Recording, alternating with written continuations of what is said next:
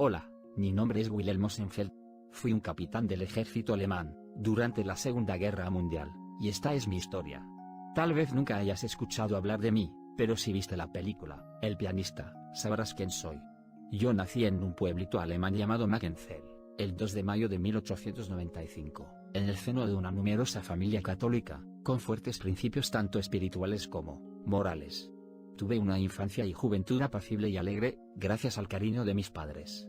En 1914, al estallar la Primera Guerra Mundial, me enlisté en el ejército alemán, con solo 19 años, regresando a mi hogar malherido en 1917.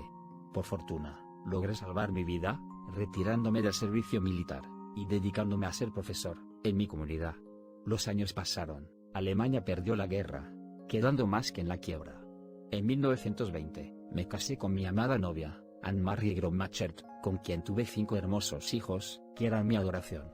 Éramos una familia humilde pero feliz. Los años pasaron. En 1933, llegó al poder de mi amado país, cierto personaje de bigote gracioso y palabras motivadoras, así como esperanzadoras. Tengo que reconocer, que no solo a mí, sino a la mayoría de alemanes, nos endulzó el oído, creyéndole toda esa sarta de cosas que solía decir en sus discursos.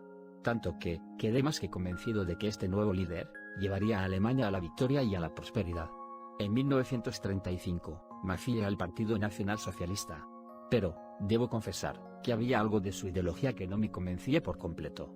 Algo no estaba bien. Pronto me daría cuenta de la realidad. Durante ese tiempo, fui criticado por muchos compañeros de partido, pues a diferencia de la mayoría, yo no era un fanático de Adolfo Hitler. Además, seguí practicando el catolicismo. Cosa que no era bien vista por los partidarios de la esvástica, pues veían a Hitler como un dios. En agosto de 1939, con 44 años de vida, fui llamado a integrarme al ejército alemán, así que con el dolor de mi corazón, dejé a mi linda esposa y mis hermosos hijos, volviendo de nuevo a portar el uniforme.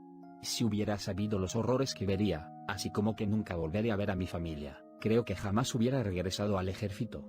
Luego de un rápido adiestramiento, fui ascendido a sargento y enviado a Polonia, a una región llamada Barianis, donde se construía un campo de esos, que el gobierno alemán utilizaba para llevar a gente considerada como inferior o problemática.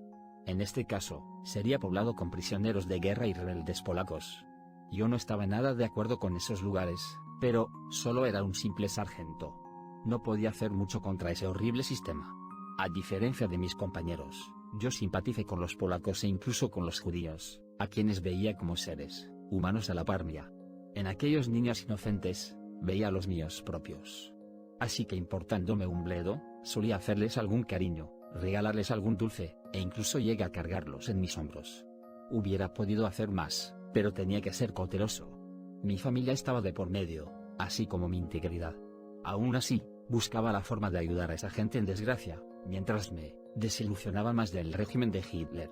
Un día de tantos, encontré a mi paso una chica judía, la cual estaba embarazada. Ella lloraba desconsoladamente, pues su novio y padre de su hijo, había sido enviado a un campo de concentración. Yo bien sabía cómo acabaría esta situación, así que le pregunté el nombre de su novio, logrando liberar al futuro padre de tan cruel destino. Conforme pasaban los días, se podía ver más y más miseria, sobre todo en los guetos judíos.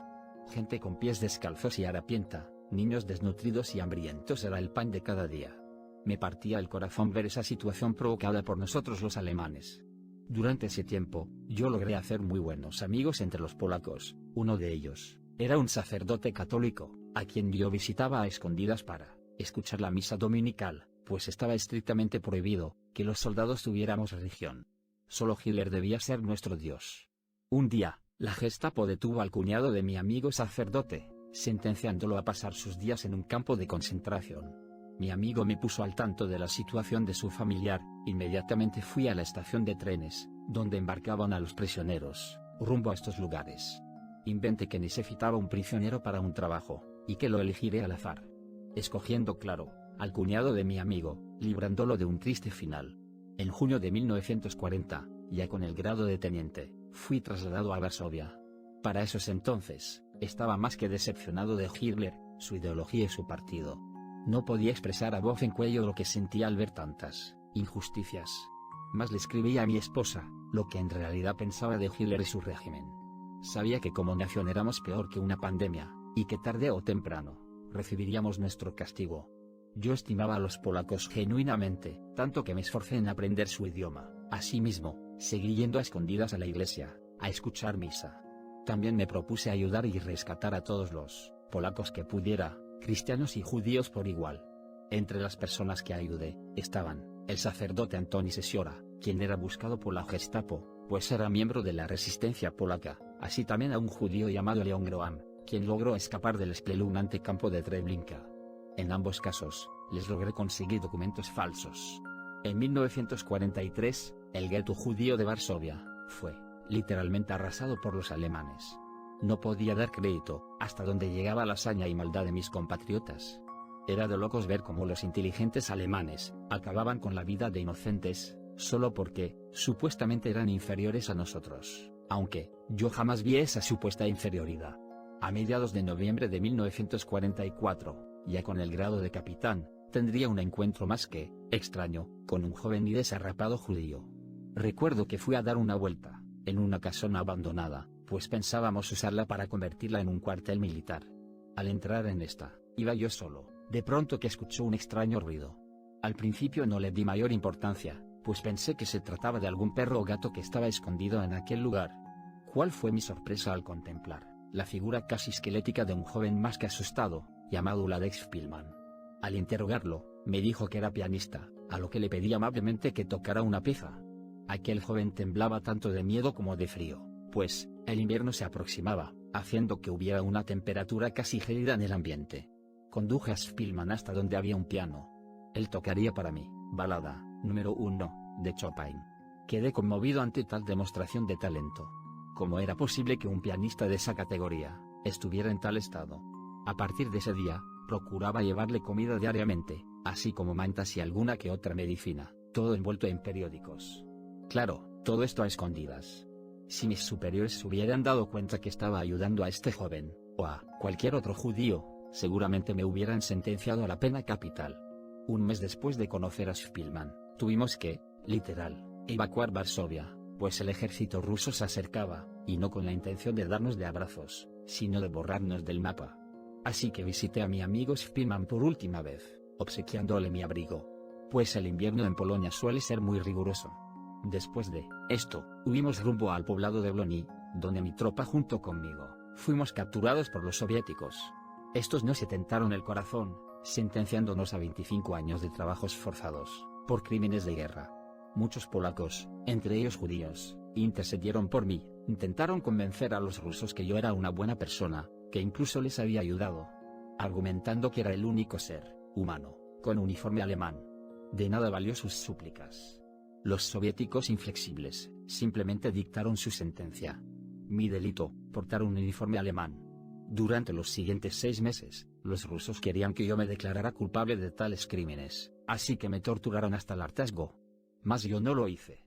Por desgracia, tanto maltrato físico afectó mi salud, tanto que, el 13 de agosto de 1952, con 57 años, me iría de este mundo, debido a una ruptura de la aorta torácica, en un campo de concentración próximo a la ciudad de Stalingrado.